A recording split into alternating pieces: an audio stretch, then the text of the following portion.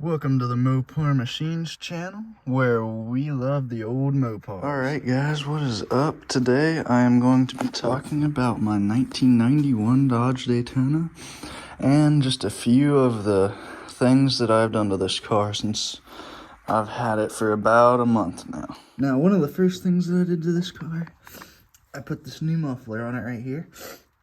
I got it off of eBay for about 60 bucks with shipping and handling. And it's working out pretty good. I still need to fix the tailpipe up in here. But besides that, that's all I really did to the exhaust. Now, another thing that I did do in here was change this transmission solenoid down in here.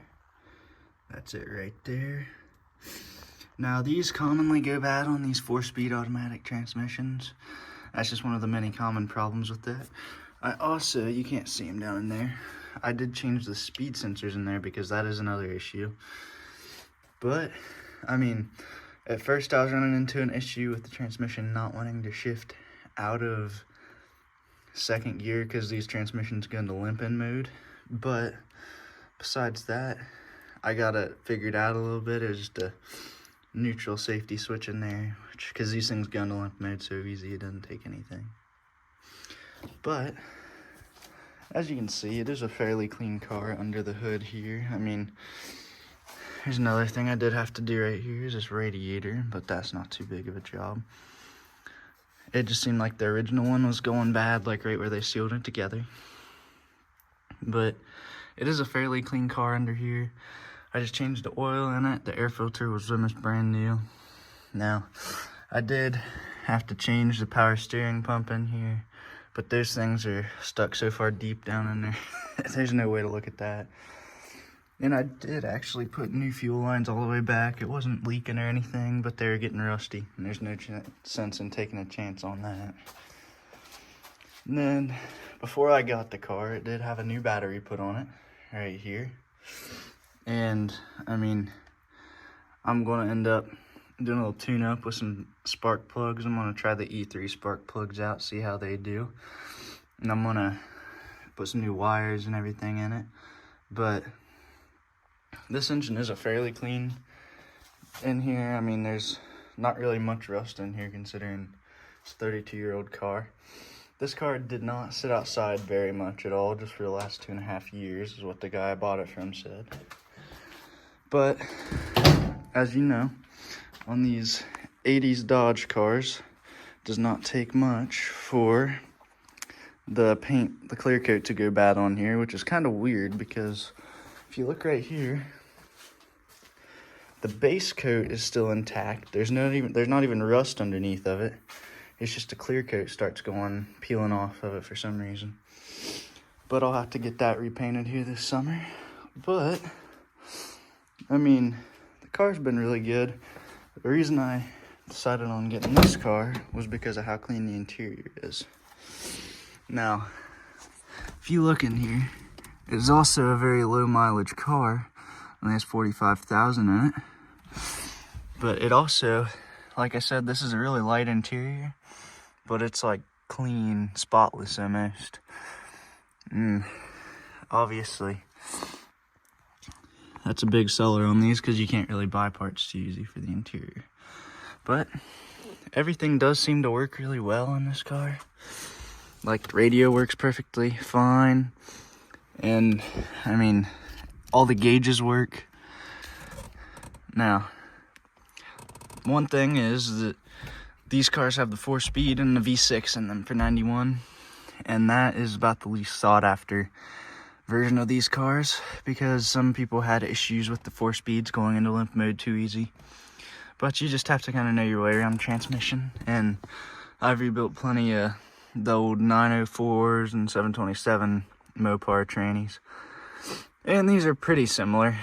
Not a whole lot of difference inside of them, but yeah, the interior is a very clean interior. Back seats, obviously no one sits in these things, it's too cramped. But someone did have like an amp and a sub in the back of this, and the amp was down here under the seat, and I'm gonna have to get those wires out of there before too long.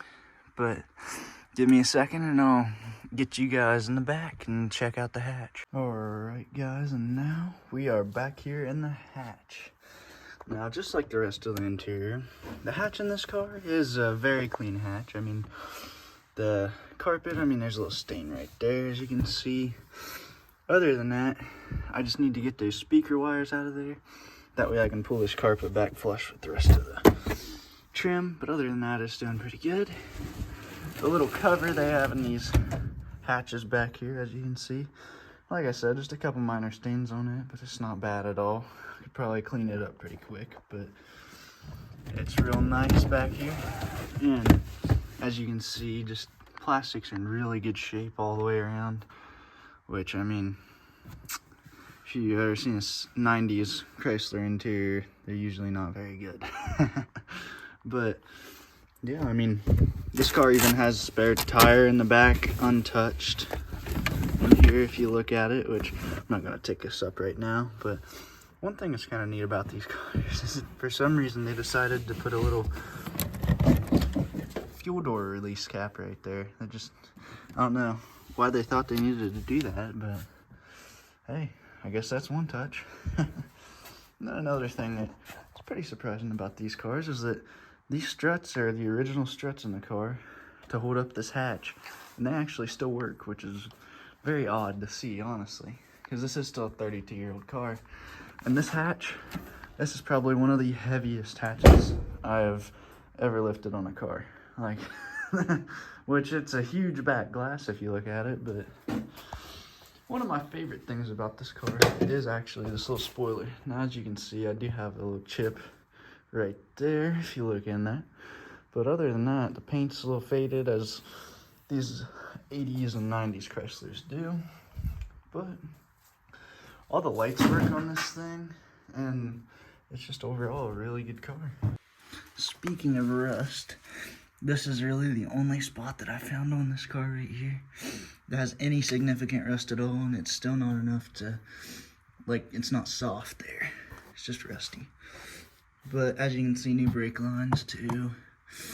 But yeah, this thing, there's not much to complain about on it at all, especially for a 32-year-old car. But I would like to sign off and say thank you guys for watching. And if you don't mind helping support the channel, I would really appreciate it if you guys would like and subscribe to see more content and see what stuff I'll be doing to this car. And maybe some other cars that I have in the garage, like that one right over there. Thank you guys for watching.